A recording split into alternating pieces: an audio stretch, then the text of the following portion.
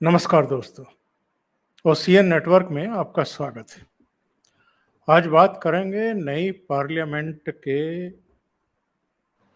विशेष सत्र की। पहला दिन पुरानी संसद में और शेष 4 दिन नई संसद में। विपक्षी दलों की तरफ से लगातार ये मांग की जा रही थी कि इसका एजेंडा क्या है, कम से कम ये तो बताइए। सरकार का कहना था कि ऐसा तो कभी नहीं हुआ, किसी सरकार के समय नहीं हुआ, किसी भी संसद सत्र में नहीं हुआ कि सरकार ने पहले एजेंडा घोषित किया हो, या जिस तरीके से विपक्ष कह रहा था कि साहब हमें विश्वास में नहीं लिया गया। सोनिया गांधी ने एक चिट्ठी भी लिख मारी थी प्रधानमंत्री नरेंद्र मोदी के नाम, उस पर भी सरकार का जवाब आ गया था। लेकिन अब जबकि विशेष सत्र में केवल 4 दिन का समय है, तो बीती शाम सरकार की तरफ से, यानी जो संसदीय कार्य मंत्री हैं प्रहलाद जोशी, उन्होंने बता दिया कि भाई एजेंडा क्या है।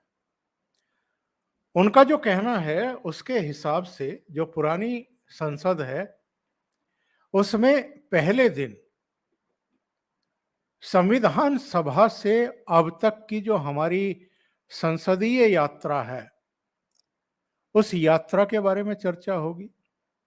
जो अब तक की उपलब्धियां हैं उनके बारे में चर्चा होगी, जो अनुभव हैं उन पर भी चर्चा होगी, जो यादें हैं, जाहिर है मेंबर ऑफ पार्लियामेंट की उनकी यादें भी सामने आएंगी, और अब तक सीख क्या ली है इस पर भी चर्चा होगी। और अगले दिन 19 सितंबर को गणेश चतुर्थी के दिन नई पार्लियामेंट में पुरानी पार्लियामेंट से मेंबर ऑफ पार्लियामेंट चले जाएंगे, और फिर वहां पर 4 बिलों के बारे में सरकार ने जानकारी दी है, जिनमें से 2 बिल ऑलरेडी मानसून सत्र में राज्यसभा से पारित हो चुके हैं। 2 नए बिल राज्यसभा में पेश होंगे, पारित होंगे, चर्चा होगी, और जो राज्यसभा में पारित हो गए थे उनको लोकसभा के लिए भेजा जाएगा। एक तो ऑलरेडी भेज दिया गया था 4 अगस्त को, मणिपुर पर हंगामे की वजह से वो पास नहीं हो पाया था, तो 4 बिल रखने की बात सरकार ने कही है। पर अभी भी बहुत सारे लोग हैं जिनको ये पच नहीं रहा है। उनका कहना है कि कुछ तो हिडन है, कुछ तो अभी छिपा हुआ है जो सरकार अचानक पेश करेगी, अंतिम समय में पेश करेगी। अब वो क्या हो सकता है, सब अटकलें लगा रहे हैं। अब तक जितनी अटकलें लगी हैं वो तो सरकार ने एक तरीके से खारिज कर दी, उन पर तो पानी फिर गया। तो सीधे जुड़ते हैं जाने माने राजनीतिक, सामाजिक, आर्थिक विश्लेषक और सुप्रीम कोर्ट के जाने माने अधिवक्ता विजय सरदाना साहब से। विजय जी के साथ जुड़ करके चर्चा को आगे बढ़ाते हैं। विजय जी, बहुत स्वागत है आपका, नमस्कार। तो विजय जी, मोटे तौर पर तो संसदीय कार्य मंत्री ने बता दिया है कि एजेंडा क्या है, और अगर हम उन पर भरोसा करें कि संविधान सभा से लेकर के अब तक की जो संसदीय यात्रा है उस पर चर्चा होगी, उसकी जो उपलब्धियां हैं, अनुभव हैं, यादें हैं और सीख है, उन पर चर्चा होने वाली है। तो ये तो बहुत विस्तृत कैनवास हो गया, इसमें तो बहुत सारी बातें आएंगी, और मुझे लगता है कि इनमें नेहरू जी के समय से लेकर के शास्त्री जी, इंदिरा गांधी, उसके बाद बीच में मोरारजी भाई, चौधरी चरण सिंह, इसके बाद फिर इंदिरा जी, राजीव गांधी, फिर वीपी सिंह, चंद्रशेखर, नरसिम्हा राव, इसके बाद एचडी देवगौड़ा, आई के गुजराल साहब, फिर अटल बिहारी वाजपेयी, फिर मनमोहन सिंह, और 2014 से अब तक नरेंद्र मोदी। इन सब सरकारों के कार्यकाल में जो जो हुआ है, जाहिर है उस पर भी चर्चा होगी। और इस बीच ऐसा भी बहुत कुछ हुआ है जिसके लिए अलग अलग सरकारें बदनाम भी हुई हैं, जहां उपलब्धियां हैं वहां बहुत सारी ऐसी चीजें भी हैं जिन पर उनको घेरा जाएगा। तो क्या आपको लगता है कि ये जो 5 दिवसीय विशेष संसद सत्र है, इसमें जो 5 राज्यों के चुनाव आने वाले हैं और फिर लोकसभा का चुनाव भी अब दूर नहीं है, उसकी टोन सेट कर दी जाएगी? सर, सबसे पहले आपको और सभी दर्शकों को मेरा प्रणाम। जी, बहुत स्वागत है। नमस्कार। सर, एक बात तो हमें ध्यान रखनी पड़ेगी कि जब ये स्पेशल सत्र बुलाया गया है 5 दिन का, तो निश्चित रूप से इसमें कोई रूटीन काम के लिए तो बुलाया नहीं गया है, क्योंकि उसके लिए तो फिर आपका मॉनसून सेशन के बाद आपका विंटर सेशन है और वो आराम से बाकी रूटीन काम वहां से हो सकते हैं। क्योंकि प्रधानमंत्री जी ने ये कहा था कि साल के अंतिम समय आने तक हम नई संसद में शिफ्ट हो जाएंगे, तो अब एक ये औपचारिकता है कि पुरानी संसद से नई संसद में कैसे शिफ्ट हो। अब मिड कोर्स में अगर मान लीजिए विंटर सेशन होता और उसमें हम शिफ्ट होते, तो शिफ्टिंग में बहुत सारी तैयारियां करनी होती हैं। लोगों की नेम प्लेट है, उनके बाकी तामझाम होंगे, कनेक्टिविटीज होंगी, दुनिया भर की चीजें होंगी। कोई भी आप घर शिफ्ट करते हैं तो बहुत कुछ शिफ्ट करना पड़ता है। तो सवाल इस बात का है कि इस पूरे प्रोसेस का उद्देश्य क्या है, और उद्देश्य ये है कि पुराने संसद भवन से आप नए संसद भवन में मूव कर रहे हैं, तो ये 5 दिन का जो मेन एपिसोड है, ये इस पे फोकस है। अब 5 दिन में आप क्या करना है, ऐसा तो नहीं है कि पुरानी संसद में चौकीदार को कहेंगे प्रधानमंत्री जी यार उसको ताला लगा और वो कमरा खोल दो, कुर्सी पे कपड़ा मारो, मजा के बैठेंगे। ऐसा तो होगा नहीं, क्योंकि संसद जो है वो पिछले 75 साल के लोकतंत्र का हिंदुस्तान में जो भी हुआ है आजादी के बाद उसकी गवाह है, और इस गवाही को कहीं ना कहीं बहुत ही सम्मानजनक तरीके से डॉक्यूमेंट करना जरूरी है।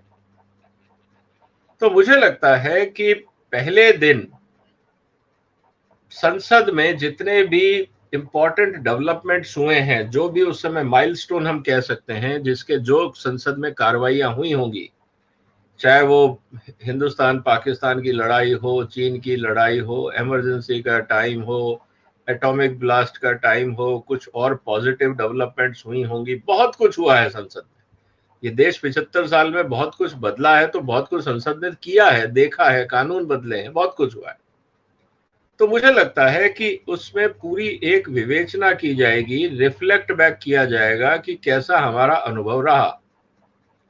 और जहां तक बात है अनुभव की, तो ये बात तो मुझे लगता है कि हर आदमी मानेगा कि बीच में छोटी बड़ी उतार चढ़ाव वाली घटनाएं आती रही, लेकिन ओवरऑल संसद का योगदान भारत की तरक्की में उल्लेखनीय रहा है, तभी आज हम इस जगह पहुंचे। तो संसद के इंपॉर्टेंट डेवलपमेंट्स को मेरे ख्याल से इसमें रेखांकित किया जाएगा। हो सकता है कि इसमें ज्वाइंट सेशन भी हो सकता है, मेरा असेसमेंट है, मैं कह नहीं सकता। हो सकता है कि शिफ्टिंग से पहले राष्ट्रपति महोदय या प्रधानमंत्री जी पूरे संसद को संबोधित करें कि अभी हमने इस भवन में इतने साल गुजारे हैं, अब हम नए भवन में जाएंगे, और नए भवन में जाने का मतलब ये होता है गृह प्रवेश। तो गणेश चतुर्थी का टाइम है, तो उस दिन जो हमारे यहाँ संस्कृति में कहा जाता है कि हर शुभ काम की शुरुआत गणेश जी से होती है, तो नए भवन का जो उद्घाटन है वो गणेश चतुर्थी को होगा। उससे पहले पुराने भवन का कामकाज होगा। तो 2-3 दिन तो इसमें निकल जाएंगे, और जिस दिन मेरे ख्याल से गणेश चतुर्थी का समारोह होगा, उस दिन मुझे नहीं लगता कि कोई बहुत बड़ी बैठक होगी। उसके अगले दिन फिर एक पॉजिटिव नोट से बैठक शुरू करने का प्रयास किया जाएगा। अब ये विपक्ष के ऊपर है कि वो हंगामा करता है या सुचारू रूप से इस पूरे ट्रांजिशन का भागीदारी बनता है। तो 2-3 दिन तो सर इसमें निकल जाएंगे। अब बचे 2 दिन। अब उन 2 दिन में हो सकता है कि राष्ट्रपति का भी भाषण हो, नए संसद में राष्ट्र की तरफ से कुछ हो, कोई जनरल बड़ी बातें हो कि देश के अगले 25 साल देश को किन चीजों में फोकस करना चाहिए। हो सकता है एक जनरल चर्चा हो संसद सदस्यों से, उनकी अपेक्षाएं, आकांक्षाएं कि नए संसद में बैठ के हम देश का नया भविष्य क्या बनाना चाहते हैं, कहां हमारा फोकस होना चाहिए। मुझे लगता है इस पे एक चर्चा हो सकती है। मैं इस बात को मानने को तैयार नहीं हूं कि कोई इस समय संसदीय मामलों के लिए या कोई बिल पेंडिंग है उनको पास कराने के लिए 5 दिन का सम्मेलन बुलाया गया है। ऐसा कोई इमरजेंसी बिल इस समय संसद में नहीं है कि जिसके बगैर देश नहीं चल सकता। लेकिन हाँ, ये भी जरूर हो सकता है, जैसा कि मैंने अपने चैनल में वीडियो में बताया है, कि कुछ ऐसे नए निर्णय हैं जो भारत सरकार ले सकती है। उदाहरण के लिए चीफ इन्वेस्टिगेशन ऑफिसर, इसकी चर्चा की थी कि 15 सितंबर के बाद वो लागू होगा। अब लागू होगा तो उसका कोई संसदीय प्रावधान होना चाहिए, क्योंकि अभी तक इस तरह का कोई प्रावधान है नहीं। हो सकता है कि संसद में ये बिल सरकार पास करे, एक पॉजिटिव डेवलपमेंट ये हो सकता है।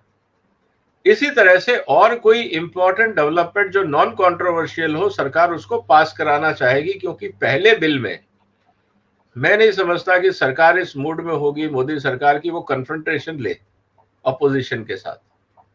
तो जो आराम से बिल पास हो सकते हैं, जिनमें कहीं कोई कंट्रोवर्सी नहीं है, जिसे कहते हैं ना कि एक बोनी करवाने वाली बात, कि चलो एक शुभ काम से बोनी हो गई नई भवन की, वो मेरे को लगता है कि वो होगा। और मैं कोई बहुत ज्यादा इस संसद कार्रवाई को लेके इतना एक्साइटेड नहीं हूं कि इसमें कौन कौन से बिल आएंगे, क्या नहीं आएंगे, मैं इस बात को नहीं मानता हूं। लेकिन ये 5 दिन का जो समय होगा, ये मेनली सेरेमोनियल होगा, और शायद सरकार ये चाहती है कि अच्छे माहौल के अंदर ये सारे काम हो जाए, और कोई ऐसा कंट्रोवर्शियल ना वो बिल लेना चाहेंगे, ना वो उसको कोई चर्चा करना चाहेंगे। मेरा तो असेसमेंट ये है। बाकी अब अपोजिशन और सरकार के बीच में क्या समन्वय बनता है, अगर अपोजिशन कहता है नहीं जी हम तो विवाद डालेंगे ही जब तक आप इन 4 बातों को नहीं मानते, तो फिर कन्फ्रंटेशन की स्थिति पैदा हो सकती है, और हो सकता है कि नया संसद भवन भी हंगामेदार मतलब कि शुरुआत को लेके आगे बढ़े।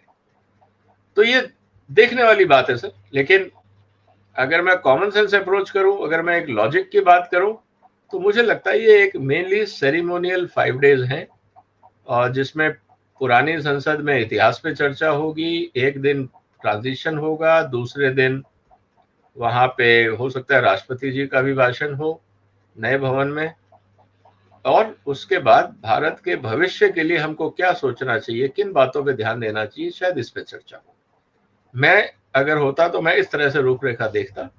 हाँ, फॉर्मेलिटी के लिए कि पहले संसद में कोई काम नहीं हुआ, हो सकता है कि एक आधा बिल जो नॉन कंट्रोवर्शियल हो, सरकार उसको पास करा दे, ताकि लगे कि चलो भाई, जैसे कहते हैं ना दुकान खुलती है तो बोनी बोनी हो गई, तो नई दुकान खुली है तो चलो बोनी हो गई, 2 बिल पास भी हो गए, अच्छी बात होगी नॉन कंट्रोवर्सी रूप में।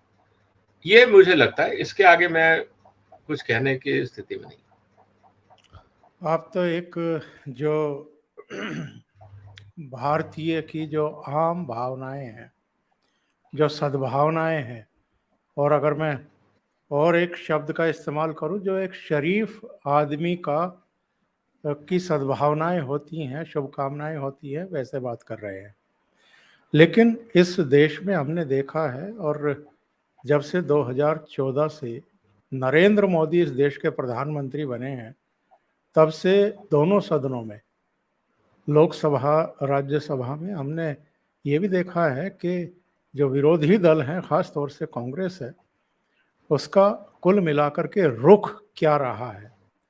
जब सेंट्रल विस्टा बन रहा था, जब नई पार्लियामेंट बन रही थी, तब भी किस किस तरह की बातें की गई, किस किस तरह के बहाने बनाए गए इसको रुकवाने के लिए, क्या क्या नहीं किया गया। सुप्रीम कोर्ट तक में याचिकाएं दाखिल की गई, कई बहाने बनाए गए, इनमें पर्यावरण भी था, इनमें दूसरी चीजें भी थी, लेकिन सुप्रीम कोर्ट ने भी नहीं रोका। अब सेंट्रल विस्टा भी लगभग तैयार है। मैं तो एक मिनिस्ट्री में भी होके आया हूँ, भव्य बनी है, और नई पार्लियामेंट भी तैयार है। तो आप विपक्ष को क्या इतना शरीफ समझ रहे हैं कि नई पार्लियामेंट बनी है तो वो रातों रात बिल्कुल इतने मासूम हो जाएंगे, इतने शरीफ हो जाएंगे, इतने कोऑपरेटिव हो जाएंगे कि वो कुछ नहीं करेंगे? और उसके बाद क्या आपको लगता है कि प्रधानमंत्री नरेंद्र मोदी भी बिल्कुल एकदम शरीफों जैसा ही व्यवहार करेंगे विपक्ष के साथ। जो इमरजेंसी की चर्चा आपने भी की और मैंने भी शुरू में कहा कि ऐसा बहुत कुछ हुआ है इन 75 साल में जिसके बारे में चर्चा हो सकती है और एक टोन सेट कर सकते हैं नरेंद्र मोदी। तो ऐसे में अगर इमरजेंसी या नेहरू के काल में भी कुछ हुआ, बाद में भी ऐसी बहुत सारी घटनाएं हुई जिनकी गवाह भारतीय संसद बनी है, क्या वो चीजें सामने नहीं आएंगी, वो नहीं उठेंगी? सर मैंने वही कहा कि ये सब बातें पुराने संसद भवन में होंगी, तो जो भी वहां पे एक दूसरे की लेग पुलिंग होना है, जो भी करना है, लेकिन समस्या सर इस बात को मैं इसलिए नहीं कह रहा हूं कि वो उसमें चिंता इसलिए नहीं होनी चाहिए क्योंकि वो हिस्ट्री है, वो डॉक्यूमेंटेड हिस्ट्री है। अगर संसद में राष्ट्रपति भवन का प्रस्ताव, राष्ट्रपति शासन का प्रस्ताव या इमरजेंसी का प्रस्ताव पारित हुआ तो हुआ था। अब इसमें कोई कांग्रेस या बीजेपी कोई कुछ भी बोले, इतिहास थोड़ी बदल सकते हो सर। तो मुझे लगता है कि इतिहास के जो महत्वपूर्ण पल होंगे उनकी निश्चित रूप से चर्चा होगी। जो भी एक्रीमनी है, झगड़े हैं, पुरानी बातें हैं, वो आप पुराने भवन में करिए, कोई एतराज नहीं। आपने ये कहा कि क्या अपोजिशन इतना सीधा है, सर मैं उस बात पे नहीं जा रहा हूं क्योंकि हर एक का अपना राजनीतिक मुद्दा देखने की बात होती है, लेकिन मैं एक संस्कार की बात कर रहा हूं। मैं इतना तो उम्मीद कर सकता हूं अपोजिशन के कि जिंदगी में कहीं ना कहीं तो इंसान को संस्कारी होना चाहिए। अगर कोई कितना भी बड़ा गुंडा हो, लेकिन अगर घर में शादी होती है या मातम का माहौल होता है तो वहां के वो गुंडागर्दी नहीं करता है। मेरा कहने का मतलब इतना सा है, अगर उसके घर में उसकी बहन की शादी है, चाहे वो पूरी दुनिया का सबसे बड़ा कुख्यात आतंकवादी भी होगा, गुंडा भी होगा, तो आके वो अपनी बहन की शादी में गोलियां नहीं चलाने वाला है मेहमान पे। ये तो आप मानते हो? नहीं नहीं, वहां तो वो शरीफों की उनका तो कहना ये है कि गणेश चतुर्थी को ही क्यों प्रवेश कर रहे हैं, वो तो यहां तक तो अभी भैया तो ऑब्जेक्शन करने लगे। नहीं, बिल्कुल सही है। तो गणेश चतुर्थी के अलावा कब करें? क्राइस्ट के दिन करें, ईद के दिन करें, कब करें? भाई हिंदुस्तान की मान्यता है, मेजॉरिटी पॉपुलेशन एक मानती है। हमारे यहाँ पे एक परंपरा है कि अच्छे शुरुआत हम गणेश जी से करते हैं, इसमें प्रॉब्लम क्या है? आप किस दिन करना चाहेंगे? तो कहने का मतलब यह है कि अगर देश की आस्था है और उससे देश को अगर अच्छा लगता है तो प्रॉब्लम क्या है? जस्ट बिकॉज क्योंकि गणेश चतुर्थी हिंदू धर्म से संबंधित है इसीलिए ऑब्जेक्शन करना है। अगर हम कह दें मान लीजिए कि हम ईद वाले दिन कर रहे हैं, तब भी ऑब्जेक्शन करेंगे कि आप ईद वाले दिन क्यों कर रहे हैं? मान लीजिए मैं ये कहता हूं कि साहब सोमवार को कर रहे हैं, अब कहोगे साहब सोमवार तो शिव जी का दिन होता है। फिर कहोगे मंगलवार को कर रहे हैं कि जी वो और दिन होता है। फिर कहेंगे बुधवार को है जी, कोई और दिन होता है। बृहस्पतिवार को है जी, कोई बोलेगा हनुमान जी का है, फिर बोलेगा शंकर जी का है। हमारे यहाँ तो रोज त्योहार है। तो हिंदुस्तान में आप कोई भी दिन उठा लो सर, उस दिन एक ना कोई सनातन त्योहार मिलेगा, छोटा बड़ा, शायद अमावस्या हो, चाहे पूर्णिमा हो, चाहे कुछ हो। तो अगर आपको मीन में ही निकालने हैं, बहानेबाजी करनी है, तो फिर उसका कोई एंड नहीं है। लेकिन हिंदुस्तान में एक परंपरा है कि आप एक ऑस्पिशियस डे, एक शुभ घड़ी देख के आप शुभ काम करते हैं। ये हमारी परंपरा है। और हिंदुस्तान में अगर हिंदुस्तानी परंपरा का निर्वाह हो रहा है तो जिन लोगों को ऐतराज है तो वो बोल देना कि साहब हम हिंदू धर्म नहीं मानते हैं, हमें इसलिए प्रॉब्लम है। तो दिक्कत कहां है? क्योंकि अगर आप ईद को करोगे तो फिर साहब ईद क्यों, हिंदू त्योहार क्यों नहीं? फिर आप कहोगे जी क्रिश्चियन वाली कर लो, फिर मुस्लिम कहेगा जी हमारे यहाँ क्यों नहीं? तो इस बात का कोई एंड नहीं है। लेकिन मेजॉरिटी पॉपुलेशन हिंदुस्तान की है, वो जानती है कि गणेश जी का एक हमारे यहाँ सम्मान है कि कोई शुभ काम करने से पहले हम लोग गणेश चतुर्थी या गणेश भक्त अपना प्रार्थना करते हैं। तो अब ये जितने जाते हैं वीआईपीज बन के सेमिनार कॉन्फ्रेंस में, दिया क्यों जलाते हैं? आज बता दें कि भाई आज के बाद हम किसी भी इनॉग्रेशन में नहीं जाएंगे। यहाँ पे वो जाके शॉल एक्सेप्ट करते हैं, फूल माला एक्सेप्ट करते हैं, कहीं पे नारियल एक्सेप्ट करते हैं, सारे करते हैं ना। जब भी अपने संसदीय क्षेत्र में जाते हैं, वहां पे पूजाओं में जाते हैं, पंडालों में जाते हैं, तो ये सब करते हैं ना। तो प्रॉब्लम क्या है? तो मुझे नहीं लगता, ये सिर्फ एक ओछी राजनीति है, ये घटिया सोच का एक और एग्जाम्पल है, इसके आगे कुछ नहीं। आप सनातन की बात कर रहे हैं, गणेश चतुर्थी की बात कर रहे हैं, शुभ मुहूर्त की बात कर रहे हैं, और यही सरकार भी कर रही है। लेकिन सनातन धर्म को लेकर के किस किस तरह की टिप्पणियां हाल में हुई हैं, ये भी हमारी और आपकी जानकारी में है। और एक से एक बढ़कर के टिप्पणियां की जा रही हैं, न केवल स्टालिन के बेटे उदयनिधि स्टालिन ने, बल्कि बाद में तो कई नेताओं ने और भी ऐसी ऐसी टिप्पणियां कर दी। कोई सनातन को मलेरिया बता रहा है, कोई डेंगू बता रहा है, कोई कोष्ठ कोष्ठ बता रहा है। क्या क्या नहीं कहा गया है सनातन के बारे में। सर जिसके जैसे संस्कार वो वैसी बात करेगा ना। अब कहना नहीं चाहिए लेकिन बात बहुत सिंपल है सर, हर एक की एक प्रवृत्ति होती है। अगर आज आप किसी सुअर को पानी के पास ले जाओगे, एक साफ पानी है, खराब पानी है, वो किधर जाएगा, वो आपको सोचना है। ये तो देखिए कुछ चीजें होती हैं जेनेटिक होती हैं, कुछ संस्कार होते हैं, कुछ आदमी का अपनी प्रवृत्ति होती है। तो जिसकी जैसी भावना वो वैसी बात करेगा। जो नास्तिक अपने आप को बोलता है, कहता है जी मैं नास्तिक हूं, स्टालिन साहब के बेटे ही बोलते हैं ना मैं नास्तिक हूं, तो उनको सनातन धर्म से क्या लेना देना। भाई जिस आदमी की जड़ें ही नहीं हो, नास्तिक कौन होता है? जिसका कोई संस्कार ही नहीं होता। तो जो असंस्कारी आदमी है उसकी क्या बात सुननी सर। मतलब जो ये मानने को ही तैयार नहीं है कि उसका इतिहास है, उसके संस्कार हैं, उसकी मां मंदिर जाती है। जो आदमी इतना सेल्फिश हो जाता है, इतना सेल्फ सेंटर्ड हो जाता है राजनीति में कि उसने अपने आप को बेच दिया, एक हिसाब से अपनी जड़ों को काट दिया, तो वो तो कमोडिटी है ना सर बाजार में।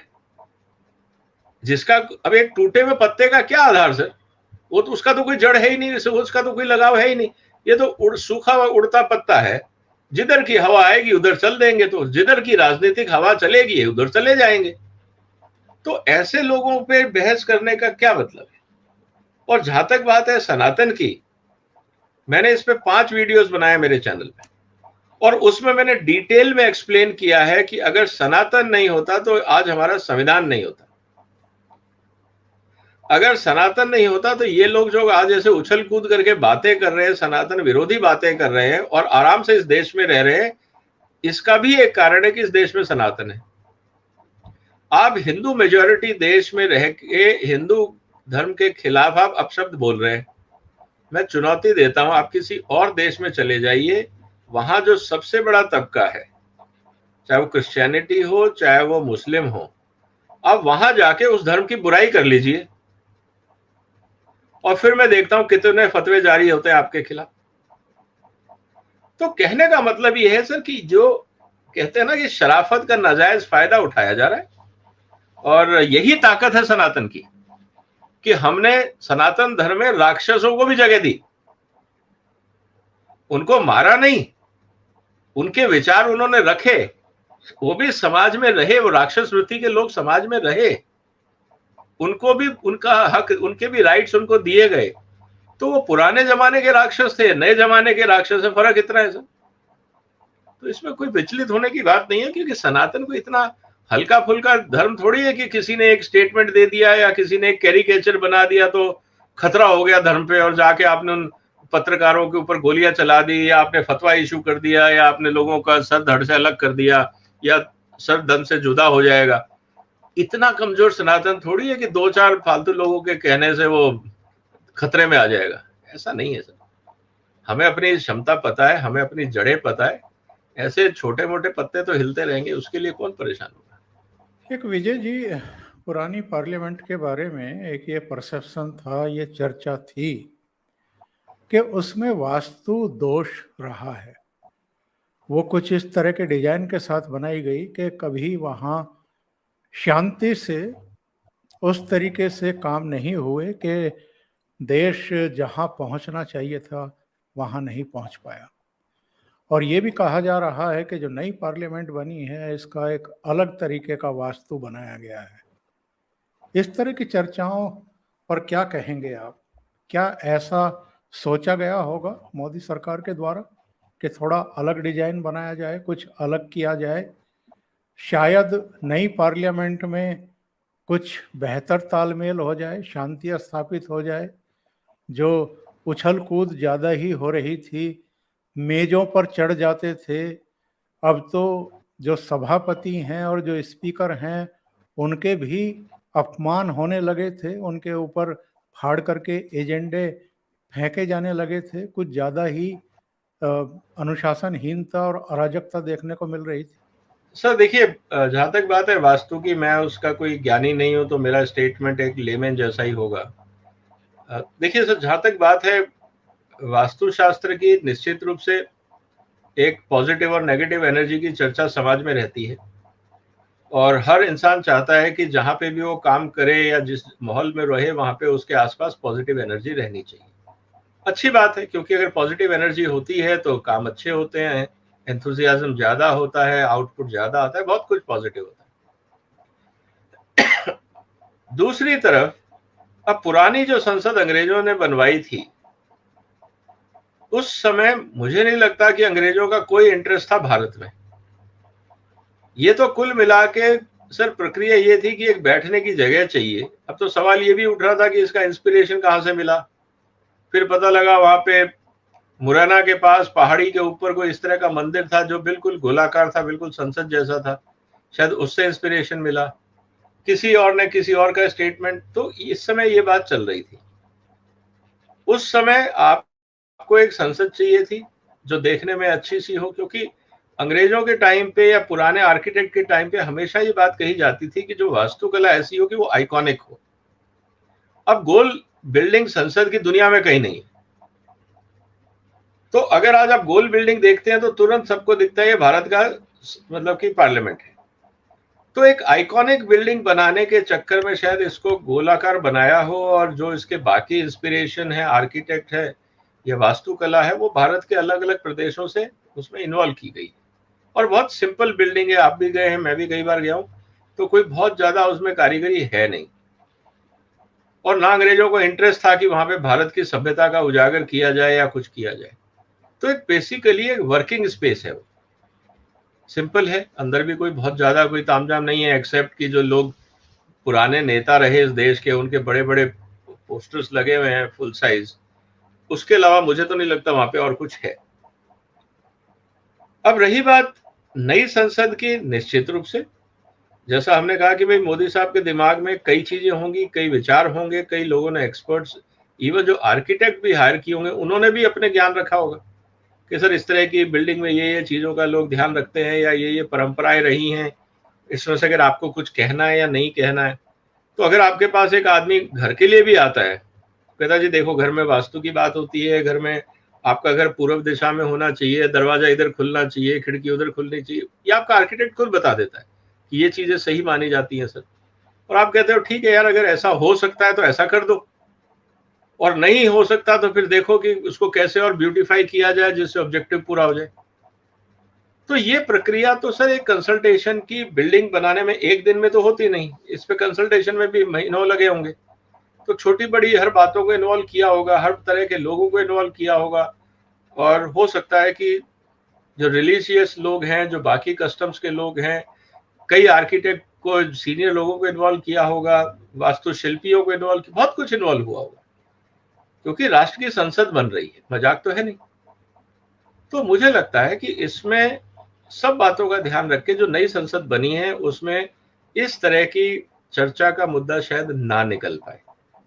कोई और मुद्दे निकल सकते हैं, कोई और कारण हो सकता है कि इसको वास्तु के हिसाब से ही क्यों मनाया, सरकार अंधविश्वास में क्यों विश्वास करती है, इस तरह से भी आप आरोप लगा सकते हैं। अगर मैं कहूँ कि हाँ जी वास्तु के हिसाब से बना है, तो आप उसको भी काउंटर कर सकते हैं, और अगर हमने वास्तु के हिसाब से नहीं बनाया तो लोग ये भी कह सकते हैं क्यों नहीं बनाया।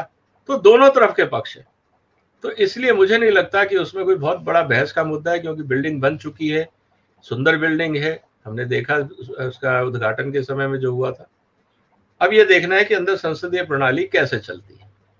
दूसरा आपने सवाल उठाया कि जो सभासद मतलब कि सभा के अध्यक्ष जो होते हैं, स्पीकर और वाइस प्रेसिडेंट, उनके सामने काफी कुछ गड़बड़ होती है। मुझे लगता है जिस तरह से एनक्लोजर बनाया और जिस हाइट पे स्पीकर को रखा है, तो वो अब समस्या काफी हद तक कम हो जाएगी, क्योंकि स्पीकर है, स्पीकर के आगे फिर वो जो स्टाफ बैठता है, फिर उसके आगे वो है, तो ये सारी चीजों का लेआउट ऐसा बनाया गया है कि अगर आप वेल में आना भी चाहेंगे तो मुश्किल है, और वेल में अगर आ भी गए तो जो अध्यक्ष महोदय हैं उनका आसन इतना ऊंचा है कि आप उनके ऊपर कागज नहीं फेंक पाएंगे। तो मुझे लगता है कि ये देखने वाला तरीका होगा कि नई दुनिया में, नई टेक्नोलॉजी में हमारे सांसद किस तरह से अपने आप को ढालते हैं, क्योंकि मोदी जी का तो मानना है कि ही इज ए टेक्नोलॉजी सेवी, तो उन्होंने तो अपनी तरफ से हर चीज टेक्निकली उनको दी होगी। किसकी क्या सोच है और क्या हंगामा करते हैं या सलीके से चलता है, तो वक्त सामने दिखा देगा सर अगले हफ्ते तक। और आखिर में जो 4 बिलों की बात हो रही है विजय जी, इनमें से 3 बिल की हम बात ना भी करें तो काम चल जाएगा, पर एक चौथा बिल है जिसको लेकर के विपक्ष की तरफ से बयानबाजी हो रही है। ये कहा जा रहा है कि मुख्य चुनाव आयुक्त और चुनाव आयुक्त की नियुक्ति संबंधी जो बिल पेश किया जा रहा है, उसमें तो अब प्रधानमंत्री सरकार जिसे चाहेगी उसको नियुक्त कर लेगी, क्योंकि एक तो प्रधानमंत्री होंगे इस कमेटी में, एक नेता प्रतिपक्ष होंगे और एक कैबिनेट मंत्री जिसको प्रधानमंत्री चाहेंगे वो होंगे। तो सवाल जो ये खड़े किए जाते हैं कि साहब सरकार की अब तो मनमर्जी चलेगी, सरकार जिसको चाहेगी उसको सीईसी बनाएगी और ईसी बनाएगी। 2014 से पहले सरकारों की मर्जी नहीं चलती थी क्या? या तो विपक्ष ये मान रहा है कि आज के बाद वो कभी सत्ता में नहीं आएंगे, ये भी एक सोच हो सकती है कि अब तो हम तो हमेशा के लिए बाहर बैठने वाले हैं, तो हमारे को तो हमेशा वही करना पड़ेगा, झेलना पड़ेगा जो पीएम चाहेंगे। या तो जो हमारा ऑपोजिशन है वो इस बात को मान चुका है कि अब वो सत्ता में नहीं आने वाले हैं। तो जो सवाल आपने कहा वो लागू वास्तव में होता है कि अगर प्रधानमंत्री, देखिए अल्टीमेटली यहाँ मोदी नहीं है, लोगों की प्रॉब्लम क्या हो गई है कि मोदी और प्रधानमंत्री के बीच में लोगों ने फर्क करना बंद कर दिया है। अगर आप प्रधानमंत्री की बात कर रहे हैं तो प्रधानमंत्री कोई भी हो सकता है। मनमोहन सिंह जी थे तो किसी ने ऐतराज किया था क्या? उस समय प्रधानमंत्री ने जितने निर्णय लिए, अब कोई बोलेगा जी प्रधानमंत्री तो रबर स्टैंप थे, एक्चुअली सारे आदमी सोनिया गांधी ने अपॉइंट किए थे, अब ये भी बोल सकते हैं। तो कहने का मतलब ये है कि अगर जब नवीन चावला साहब का अपॉइंटमेंट हुआ था एज ए इलेक्शन कमिश्नर, तब क्या बात उठी थी? तब यही कहा गया था कि ये कांग्रेस के आदमी है, सोनिया गांधी से इनके बहुत पारिवारिक रिश्ते हैं वगैरह वगैरह, तब तो किसी ने प्रॉब्लम नहीं उठाई थी। तो कहने का मतलब ये है कि ये एक बहुत सिंपल सी बात है सर, ऑपोजिशन के पास अनफॉर्चुनेटली एजेंडा नहीं है, इसलिए वो पर्सनल अटैक करते रहते हैं। और ये एक दुखद है कि ऑपोजिशन अपने आप को इतना गिरा लेता है कि वो मुद्दों की बात छोड़ के इंडिविजुअल्स पे अटैक करने लगता है। और इसका एक सबसे बड़ा कारण ये कि कहीं ना कहीं ऑपोजिशन हताश है, डिमोरलाइज्ड है, उनको नहीं दिख रहा है कि 24 में उनके पास कोई उम्मीद है, इसीलिए वो ऐसा स्टेटमेंट कह रहे हैं। नहीं तो बहुत अच्छे खुश होते कि चलो मोदी को करने दो, सारे काम अपने हिसाब से करने दो, बाद में फायदा तो हमें ही उठाना है, ये भी हो सकता था ना। लेकिन वो ऐसा नहीं कह रहे, इसका मतलब कहीं ना कहीं उनके दिल में शक है कि वो शायद 24 में नहीं आ रहे। बहुत बहुत धन्यवाद विजय जी, इतना समय निकालने के लिए ओशियन नेटवर्क के लिए और बहुत ही महत्वपूर्ण मुद्दों पर चर्चा करने के लिए। Thank you so much. नमस्कार। नमस्कार सर, धन्यवाद। वंदे मातरम।